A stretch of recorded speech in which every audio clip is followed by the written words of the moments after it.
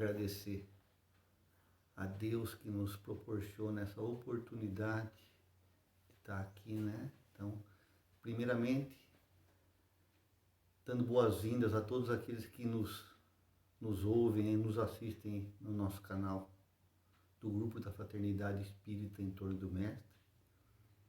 E pensando sempre que esse é um trabalho que nós precisamos desenvolver, não para fazer algo de bom para os outros, mas para alimentar o nosso próprio espírito. Então, que Jesus, nesse instante, possa nos envolver a todos. Que todos aqueles que, no momento em que forem assistir a essa apresentação, possam sentir a presença amorosa do Mestre Jesus, trazendo a eles paz, conforto, serenidade e confiança. Então, hoje, o tema que nos coube falar é o dever. O dever no sentido, assim, uma palavrinha tão pequenininha, dever, mas que tem um sentido tão forte na nossa vida, né? Dever é obrigação, é responsabilidade, né?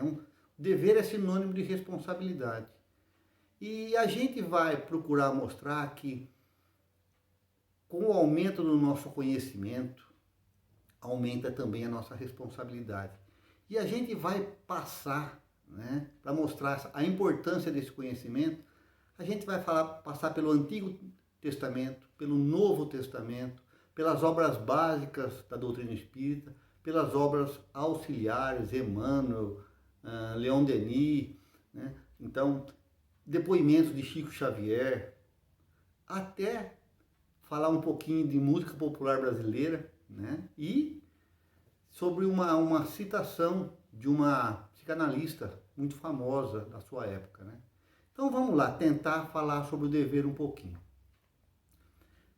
Falamos que dever é sinônimo de responsabilidade, certo? E aí a gente se lembra de uma mensagem de Emmanuel, chamada Comungar com Deus, que está no livro Coletânea de Preces. E Emmanuel, nessa mensagem, ele nos fala que a fidelidade a Deus e a comunhão com o seu amor são virtudes que se completam. Aí na mensagem ele fala que Jó, do livro de Jó, né, o primeiro livro poético do Antigo Testamento, que também está na Bíblia hebraica, né? Jó é um livro que ele busca explicar, justificar a justiça de Deus à luz do sofrimento humano. Então Jó, ele fala que foi fiel a Deus quando nas maiores tribulações porque ele estava passando, ele disse assim: ainda que me mate, nele confiarei. Olha, né? Já Emmanuel fala que Jesus comungou. Então, Jó foi fiel a Deus, fidelidade. Jesus comungou com Deus, de modo o mais perfeito possível. E isso fica claro quando ele diz assim, ó, eu e meu Pai somos um. Então, vendo Jesus como aquele que comunga com Deus e Jó como aquele que é fiel, a gente pode perceber que a fidelidade, ela precede, ela vem antes da comunhão com Deus. E a gente percebendo isso, percebe que as lutas que nós temos na vida, no dia a dia, representam não castigos, não problemas, mas sagrada oportunidade que nós temos para nos mostrarmos fiéis ao nosso Criador. Porque aquele que é fiel no pouco, é concedido muito para que ele possa vir a fazer, né? Ele possa, com os talentos que possui, multiplicá-los. Então, Emmanuel, nessa mensagem, ainda nos fala assim, que a fidelidade é compreensão do nosso dever, enquanto comunhão com Deus é aquisição de direitos sagrados. Então, fidelidade, dever, comunhão, direito. Mas ele completa que não há direitos sem deveres, portanto, não há comunhão sem fidelidade a Deus.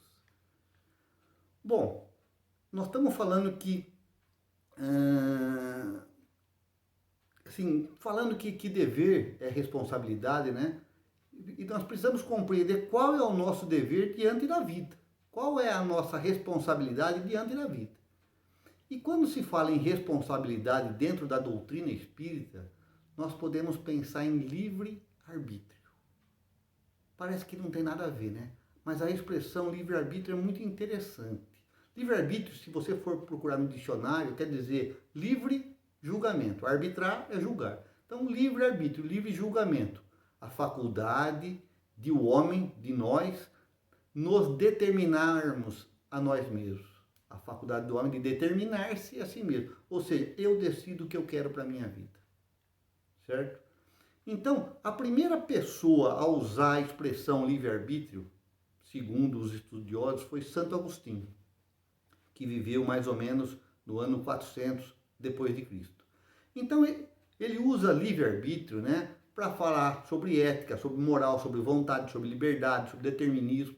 Mas nós vamos aqui analisar o livre-arbítrio na visão espírita, o que é para nós mais interessante. E como a gente vai analisar isso na visão espírita, nós vamos buscar no Livro dos Espíritos o que nos é passado. E aí a gente vê que na pergunta 115 do Livro dos Espíritos, Kardec pergunta aos benfeitores: entre os espíritos, alguns foram criados bons e outros maus? E a resposta é bem clara. Deus criou todos os espíritos simples e ignorantes, isto é, sem saber. Então, todos nós fomos criados da mesma forma, simples e ignorantes. Depois, na questão 122, Kardec usa o termo, a expressão livre-arbítrio. Ele fala assim: o livre-arbítrio se desenvolve à medida que o espírito adquire a consciência de si mesmo. Kardec perguntou sobre o livre-arbítrio, a resposta deles foi essa, que essa nossa capacidade de nos determinarmos a nós mesmos, de escolhermos o que é melhor para nós, se desenvolve à medida em que nós ampliamos a nossa consciência de nós mesmos, conhecendo-nos. Portanto, conhecer-se a si próprio aumenta a sua capacidade de discernimento e, consequentemente, a sua capacidade de escolher. Lembrando sempre que na questão 621 do Livro dos Espíritos foi perguntado onde estão, né, onde está escrita a lei divina. A lei de Deus está em que livro, em que lugar? E os Espíritos os responderam: na consciência. Não precisa livro nenhum.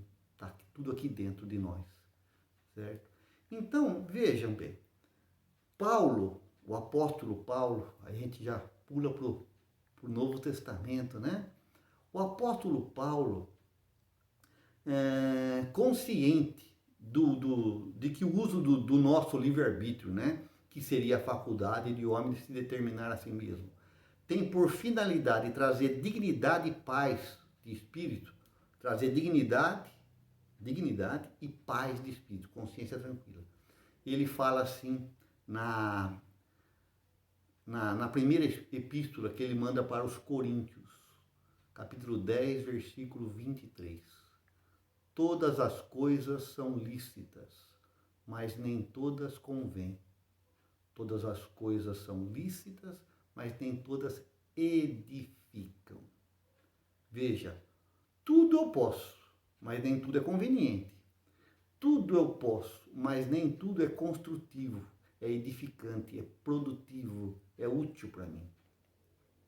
Então, não vamos nos perder. Estamos ainda falando de livre-arbítrio, certo? Na questão 780 do Livro dos Espíritos, Kardec perguntou se o progresso moral acompanha sempre o progresso intelectual, ou seja, os dois caminham juntos? Aí a resposta dos benfeitores: o progresso moral decorre do progresso intelectual. Eles falam assim, decorre deste, mas nem sempre o segue imediatamente. E por que isso? Porque primeiro nós vamos falar mais sobre isso, primeiro a gente se intelectualiza, adquire conhecimento. E a partir daí nós começamos a pôr esse conhecimento em prática na nossa vida. E isso nos proporciona elevação moral, né? E vai mais. E agora eu vou cruzar lá livre-arbítrio com o dever, que é a responsabilidade. Na 780 do Livro dos Espíritos, 780A, o Kardec fala assim para a espiritualidade: como pode o progresso intelectual engendrar o progresso moral? Ou seja, como ele pode proporcioná-lo, né? E os Espíritos falam assim, ó: fazendo compreensíveis o bem e o mal. O homem, desde então, pode escolher. O desenvolvimento do livre-arbítrio acompanha o da inteligência e aumenta a responsabilidade dos atos. Chegamos, responsabilidade com livre-arbítrio, dever, né? Então vejam bem, Leon Denis faz um comentário bonito no livro O Problema do Ser, do Destino e da Dor. Ele fala assim, ó, que o livre-arbítrio é a expansão da personalidade e da consciência. Para sermos livres, é necessário querer sê-lo e fazer esforço para vir a sê-lo, libertando-nos da escravidão, da ignorância e das paixões baixas, substituindo o império das sensações e dos instintos pelo da razão. Olha que bonito isso. O livre-arbítrio, nós adquirimos conhecimento, esse conhecimento nos impulsiona a reflexão, isso melhora a nossa capacidade, isso expande a nossa consciência, e aí nós queremos cumprir, sermos aquele que entendeu o que está fazendo aqui na Terra. Por isso, para que a gente cresça, livre-arbítrio, liberdade, para que cresça essa liberdade, nós temos que querer e fazermos esforços para conseguir. Por isso que ele fala em querer e fazer esforço, livrando-nos das sensações e dos instintos e nos conduzindo à racionalidade. Paramos de agir de sopetão, de agir instintivamente e passamos a ser mais racionais. Isso é muito importante. Então, apesar de livre-arbítrio, dever, né, ser uma responsabilidade, ou seja, com o crescimento desse nosso livre-arbítrio, cresce também a nossa responsabilidade, nós não podemos pôr isso aí como um incômodo na nossa vida, como uma coisa que nos atrapalhe. Ah, então eu não quero saber de nada, porque assim eu não sou responsável por nada, não me comprometo. Como dizia aquele da escolinha do professor Raimundo, né? Não me comprometa, não me comprometa. Mas não é assim, nós precisamos crescer, nós precisamos sim querermos ser pessoas melhores, né? Nós queremos, sabe, nós temos que aproveitar as nossas infinitas possibilidades. E esse crescimento do conhecimento, né, apesar de trazer responsabilidade, traz também lucidez.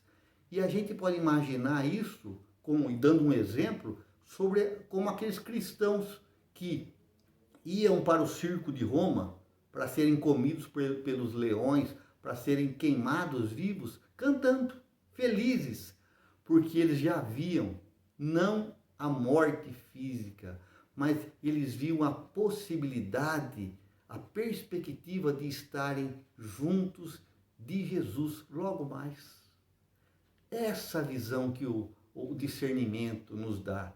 Então, ao invés de temer, isso nos dá forças para encararmos dificuldades sem desespero, para assim, enfrentarmos os obstáculos com lucidez, com discernimento, sem medos. Então, quando a gente fala nesse conhecimento, a gente sempre tem a preocupação de analisar o conhecimento, não por uma ótica simplesmente intelectual, mas trazendo o conhecimento como uma grande oportunidade de evolução espiritual, de evolução moral. E aí a gente foi buscar numa psicanalista que morreu em 1960 em Londres, mas ela é austríaca, né? Nascida em Viena. Ela chama-se Melanie Klein, deve ser judia. E ela foi a criadora da análise de crianças. Freud criou a análise, Freud depois Jung, né? A análise, a psicanálise, né? Das pessoas, dos adultos. Mas ela desenvolveu esse trabalho com crianças. E ela, usando a alegoria do Velho Testamento, a alegoria de Adão e Eva, ela vai dizer uma coisa muito profunda, muito profunda. Né? Mas, como ela usa essa alegoria de Adão e Eva no Velho Testamento, né? Eu quero só fazer um parênteses aqui para comentar um pouco sobre o Velho Testamento. Sempre lembrando que uma alegoria é uma maneira, né, de representar pensamentos, ideias, qualidades, né, sob uma maneira figurada. Então isso já dá a entender que o Velho Testamento não é um livrinho bobo, não é uma narrativa arcaica, antiquada. Não, ela é uma narrativa simbólica, alegórica. Isso é muito importante, porque a gente despreza muito o Velho Testamento, dizendo aquelas bobagens que, onde se viu porque comeu a maçã e foi expulso de um paraíso que ninguém entende, mas não é bem assim. E eu vou então usar essa alegoria de Adão e Eva como explicar para vocês, tentar explicar pelo menos, né, para que vocês entendam como ela se utilizou disso. No livro de Gênesis, que é o primeiro livro da Bíblia, né? O Gênesis é de Moisés. No capítulo 2, versículos 15 a 17, está escrito assim, E tomou o Senhor Deus o homem, e o pôs no jardim do Éden para o lavrar e o guardar. E ordenou o Senhor Deus ao homem, dizendo, de toda a árvore do jardim comerás livremente, mas da árvore do conhecimento do bem e do mal, dela não comerás, porque no dia em que dela comeres, certamente morrerás.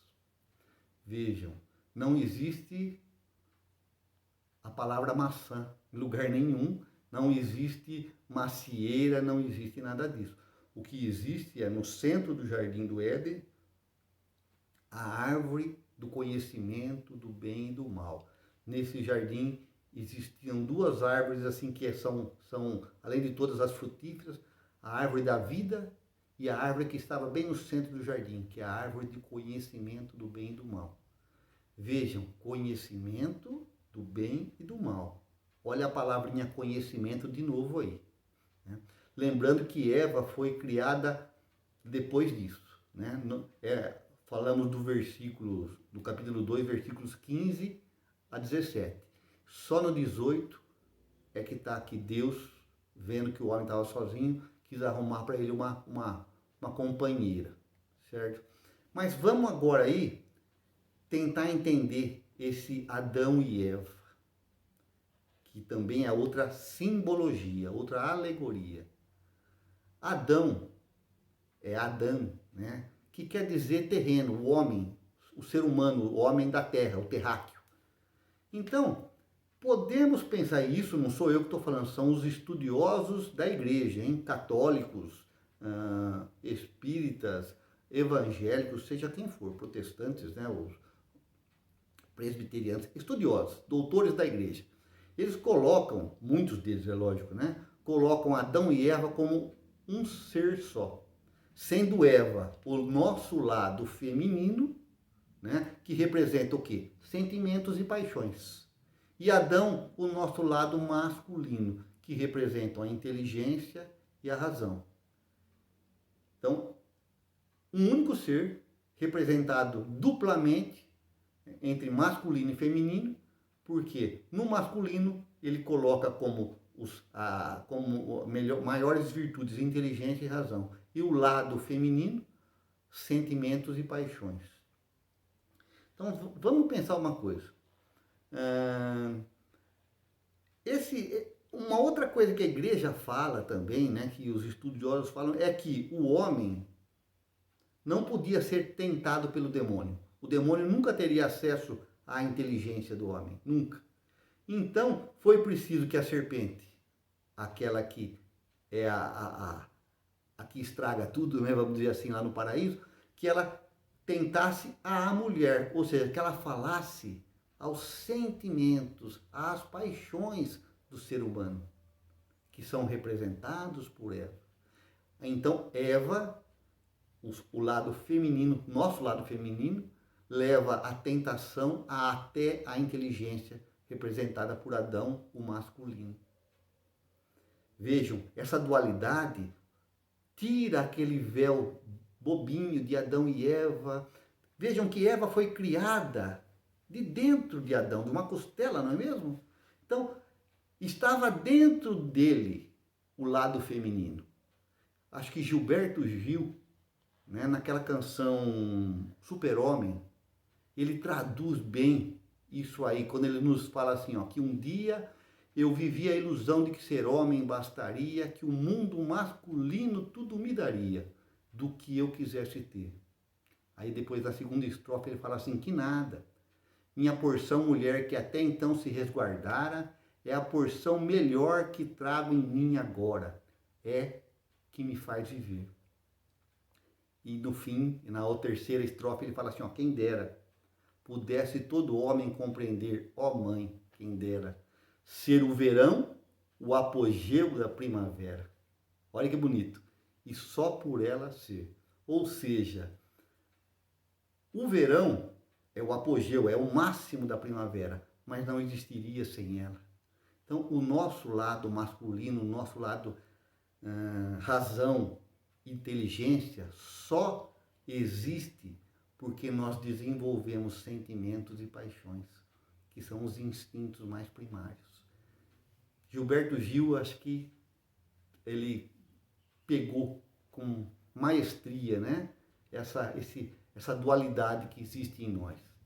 Mas vamos lá, voltando ao livro de Gênesis, né, já no capítulo 3 tem aquela conversazinha entre a serpente e a Eva, né, o nosso lado feminino. E a serpente disse à mulher, certamente não morrerão, quando havia dito de comer da árvore do fruto do conhecimento do bem e do mal, e morrer, né? Certamente não morrerão. Deus sabe que no dia em que dele comerem do fruto, seus olhos se abrirão e vocês serão como Deus, conhecedores do bem e do mal. E aqui, na simbologia do Velho Testamento, nós vemos a serpente como o nosso adversário. Quem é o nosso maior adversário, senão o nosso orgulho? A serpente nos convidando a desafiar os desígnios divinos.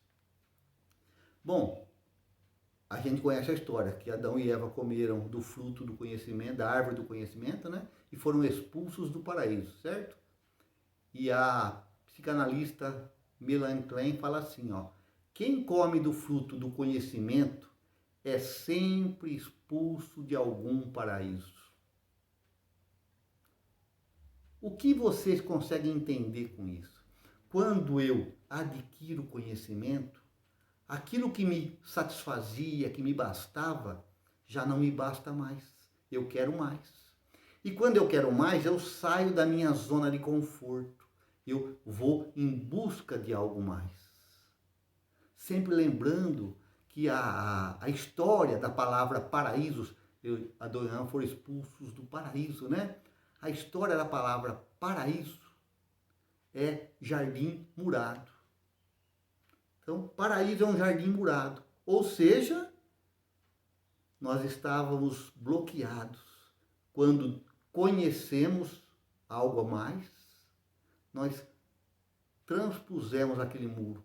Fomos expulsos de um paraíso, entre aspas, fomos expulsos da nossa ignorância. É uma história que é contada há quase 6.000 anos e não perde o significado por ser escrito simbologicamente e não ao pé da letra. Por isso que é importante, quando a gente analisa o Velho Testamento, Kardec já falou isso, que para entender Jesus era preciso entender os profetas, era preciso entender o Velho Testamento. Como era a história daquele povo que vivia na época de Jesus. E ainda continua sendo assim. Adão e Eva comeram do fruto da árvore do conhecimento do bem e do mal e foram expulsos do paraíso. Vamos lá na questão 780 do Livro dos Espíritos? O desenvolvimento do livre-arbítrio acompanha o da inteligência e aumenta a responsabilidade dos atos. Ou seja, também nós, quando avançamos no conhecimento, somos expulsos de algum paraíso. Ela falava isso com relação às crianças, que estão conhecendo coisas novas todos os dias, mas também nós. Né? Quando adquirimos um conhecimento maior, já não nos contentamos em agir como agíamos antes da aquisição deste conhecimento. Isso é importante, gente, porque então tira um pouco esse peso de saber. Se eu conhecer, eu vou ser mais responsável, então eu não quero conhecer. Isso não tem sentido para nós que somos já espíritos que saímos da infância e já estamos praticamente na juventude, né? Nós precisamos crescer, nós não podemos nos acomodar. Né? A gente se acomoda, mas aí vem alguma coisa, algum desconforto que nos tira do nosso bem-estar, da nossa zona de conforto, e nos induz a melhorar. O que seria, nas palavras dessa psicanalista, o aguilhão que nos impulsiona para cima? Né? É o conhecimento. O conhecimento nos impulsiona a querermos mais, a sermos melhor e a crescermos, a evoluirmos.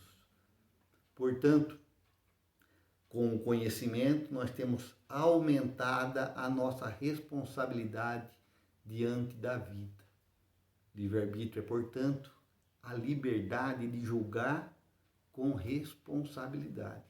Então, tem muito mais liberdade de ação um espírito evoluído do que um espírito inferior. Vejam, uma criança, vamos comparar nós aqui, uma criança, algumas coisas ela pode fazer, outras não lhe é permitido, os pais não deixam, mas os pais fazem coisas que os filhos não fazem.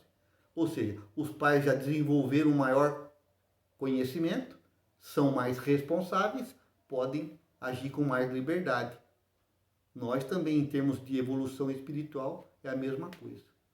Então eu quero fazer uma pergunta. Qual é o papel do dever na nossa vida? No universo que seja. Qual é, então, o papel que o dever realiza nas nossas vidas? E aí a gente vai achar, assim, eu achei, né? Vocês podem achar em outro lugar. Eu achei essa resposta no livro Pensamento e Vida, de Emmanuel. Um livro muito interessante. Todos deviam ler. Todos já lemos, com certeza, porque ele é uma cartilha para quem vai reencarnar.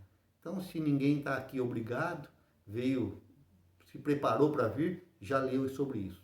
E no capítulo 21, chamado Dever, Emmanuel fala que ele pode ser simbolizado na faixa de ação no bem que o Supremo Senhor nos traça à responsabilidade para a sustentação da ordem e da evolução em sua obra divina, no encalço de nosso próprio aperfeiçoamento.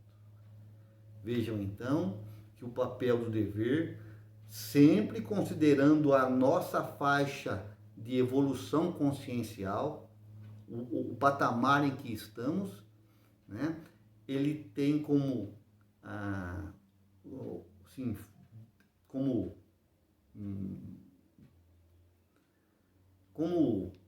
trabalho, como realização, sustentar a ordem e a evolução. A ordem e a evolução.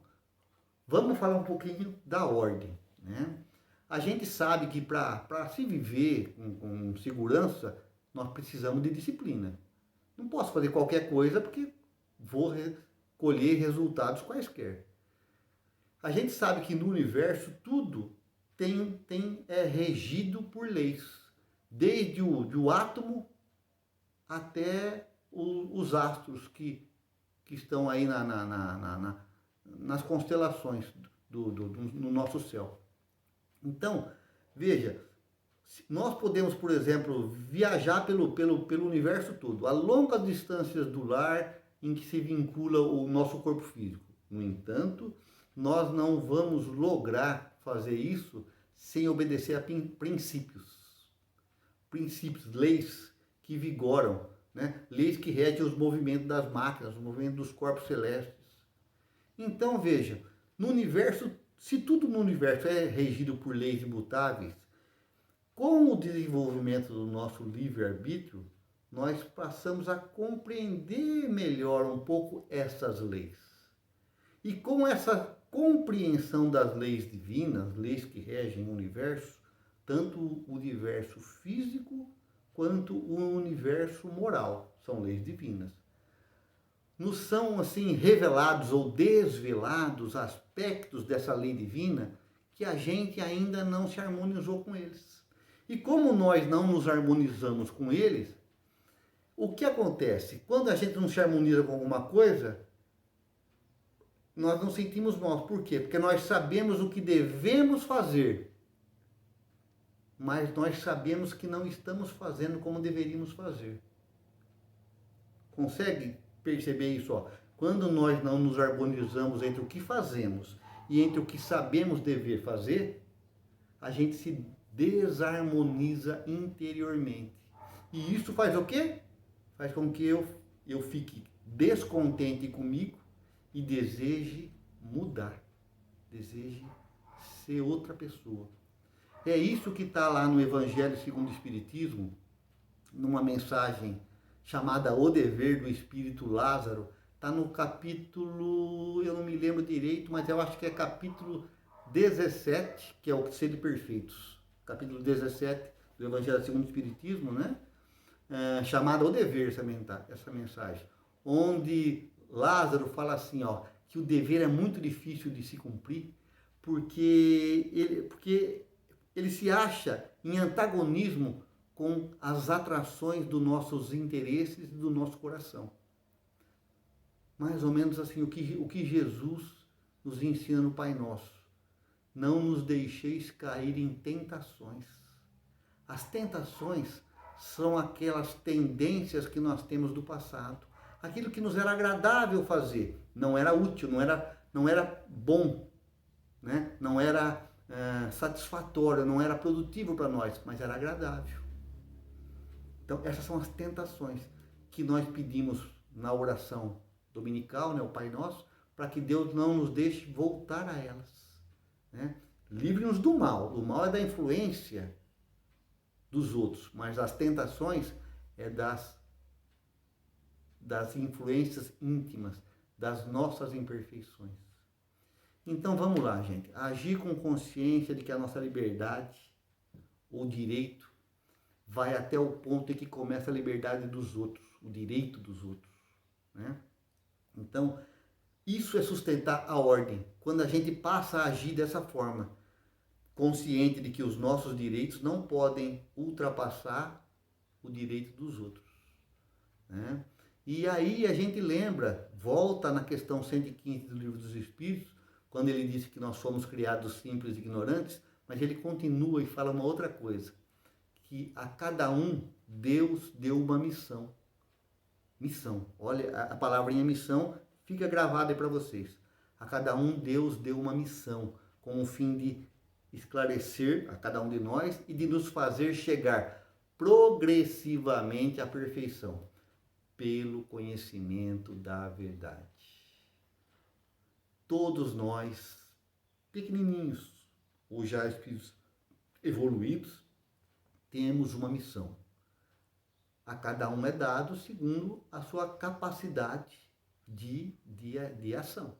Então, se eu sou um espírito pouco evoluído, a minha missão seria vencer as minhas imperfeições.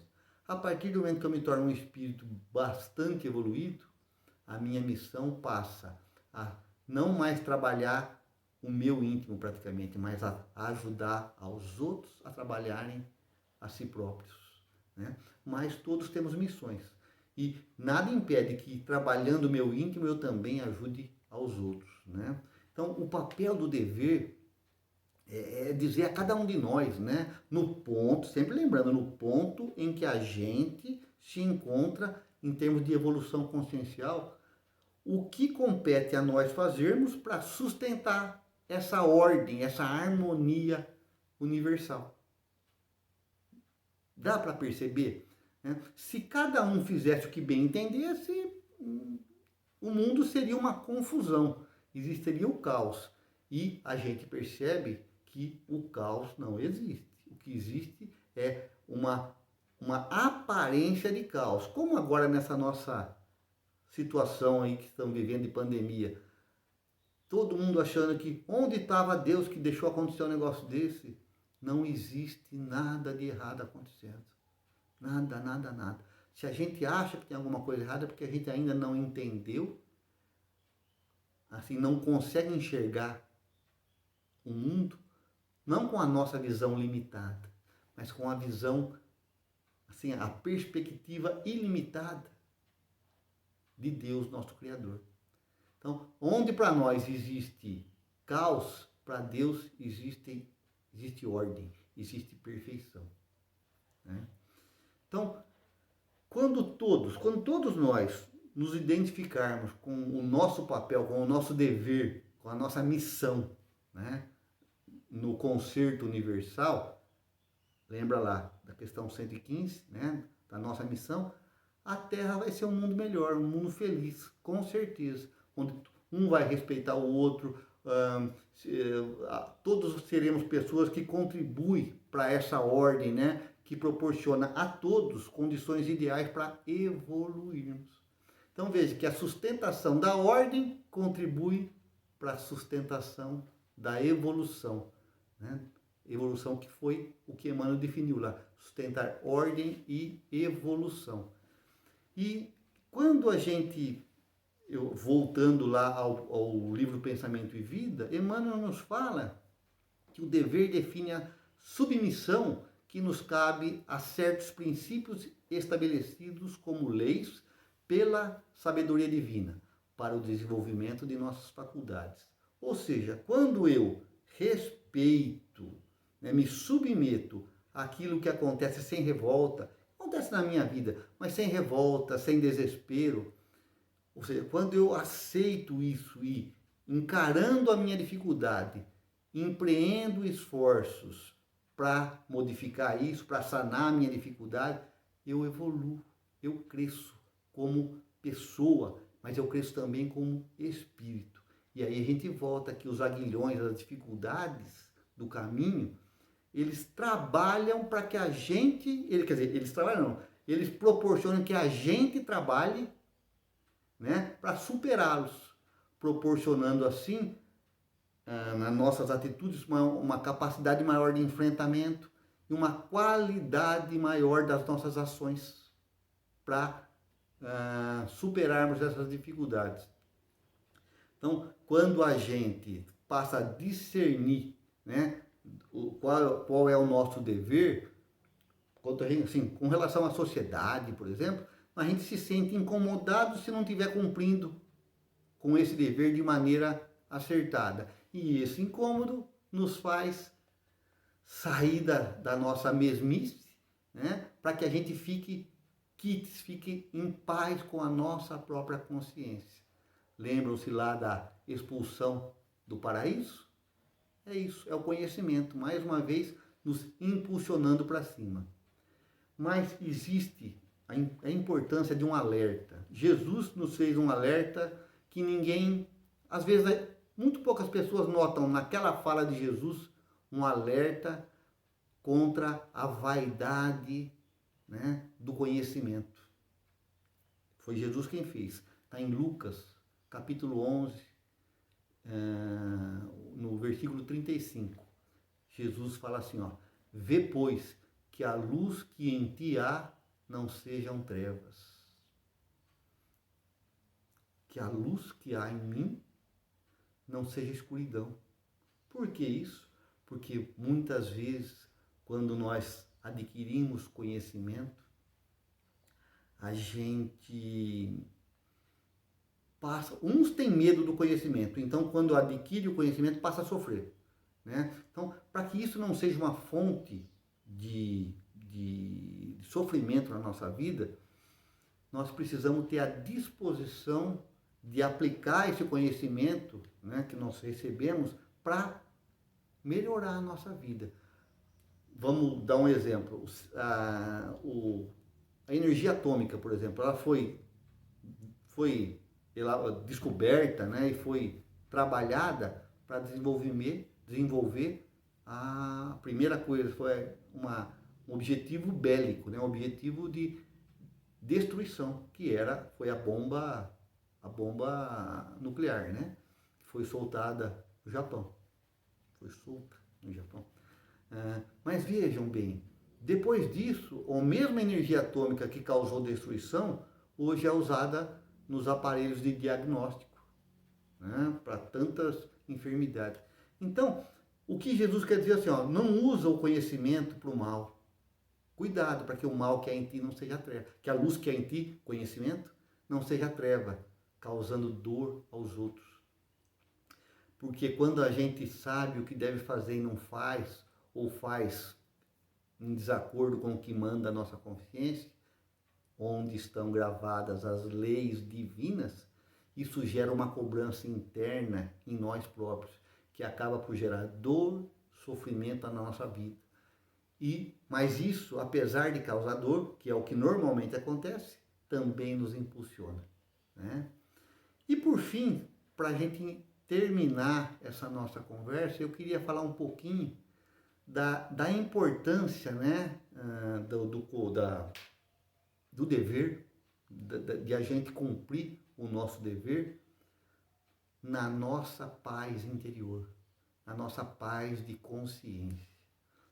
A maioria dos benfeitores, nos livros espíritas, nos chama a atenção para a necessidade para estarmos felizes, estarmos em paz com a nossa consciência, né, termos que cumprir retamente o nosso dever, né? Porque o dever tem, assim, o dever retamente cumprido, ou seja, fazer direitinho o que nós sabemos que devemos fazer, né?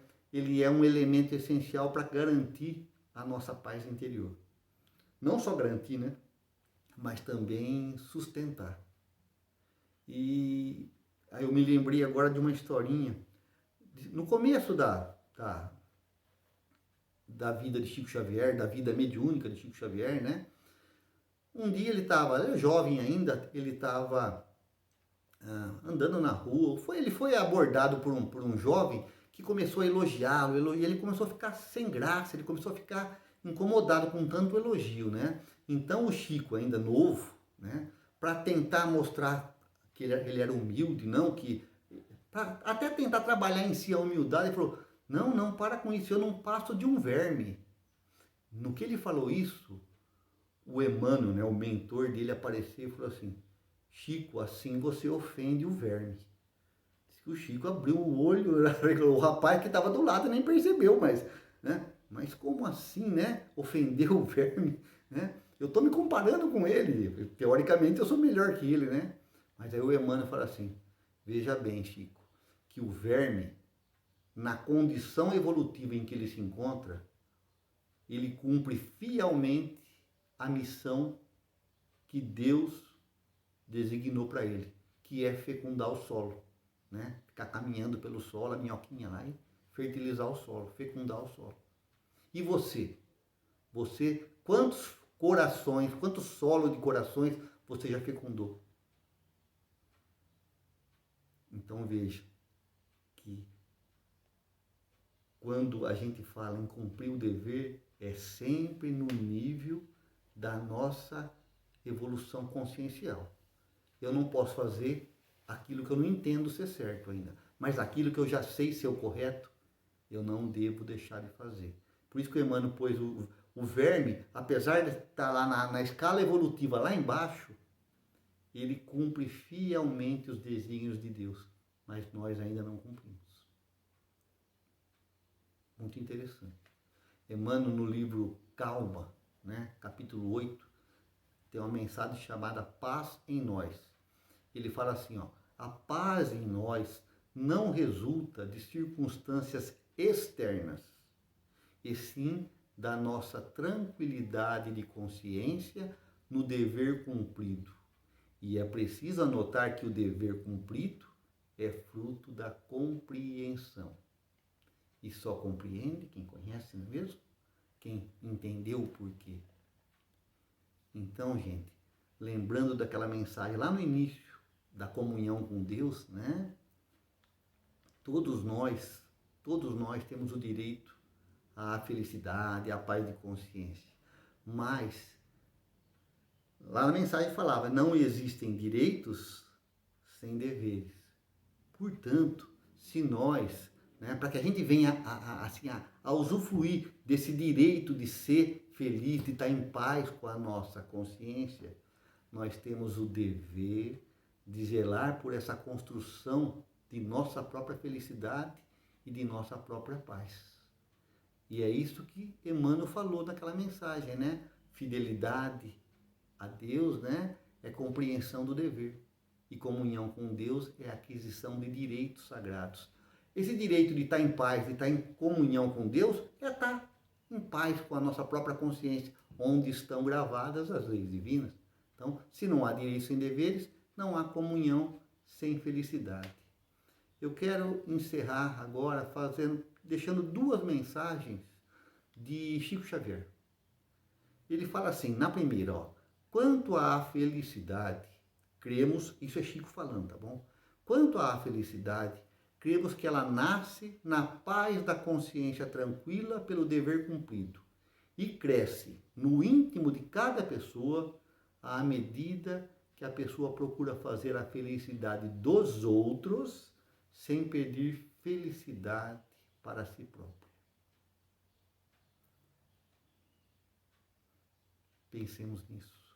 E a outra frase do Chico, né, outro comentário do Chico, ele diz assim, ó, sei o que devo ser e ainda não sou, mas rendo graças a Deus por estar trabalhando, embora lentamente, por dentro de mim próprio, para chegar um dia a ser o que devo. Creio que, quando cada um de nós estiver cumprindo os deveres que nos competem, perante Deus e diante da vida à frente dos outros, e ante a nossa própria consciência, alcançaremos a paz duradoura. Mensagem de Chico Xavier. Né? E ele fala muito aí, né, quando a gente estiver trabalhando, né? Vamos sempre lembrar, né, que evolução e progresso só vem antes do trabalho no dicionário, né? Evolução com E, progresso com P e trabalho com T. Né? Então, só no dicionário é que evolução, progresso estão antes. Porque na vida só vem depois, tá bom? Só vem depois. Na vida é bem diferente. Então, que a gente possa refletir sobre essa mensagem, sobre o dever de cada um de nós, que a gente possa buscar o conhecimento, e eu quis mostrar nessa viagem por vários textos, tanto do Antigo Testamento, do Novo Testamento, nas obras básicas, nas obras auxiliares, buscando citações de outras pessoas, tentar mostrar para vocês, não que eu sou muito culto, não é isso não, mas para mostrar que é preciso buscar. Né? Jesus disse-nos, buscai e achareis. Então, a busca traz cansaço, traz sim, é verdade, mas traz também conhecimento. E conhecimento, apesar de nos trazer responsabilidade, traz oportunidade de sermos felizes, de estarmos em paz conosco. Então, a gente encerra essa nossa reflexão agradecendo a paciência daqueles que ficaram ouvindo até o final, mas agradecendo principalmente a Deus, a Jesus, a todos os benfeitores que estiveram conosco, nos orientando nos estudos, nos inspirando para que a gente buscassem determinada obra, determinada citação, mas que também estiveram aqui ao nosso lado o tempo todo, nos confortando e nos inspirando confiança. Que Jesus nos ampare a todos. Fiquem em paz.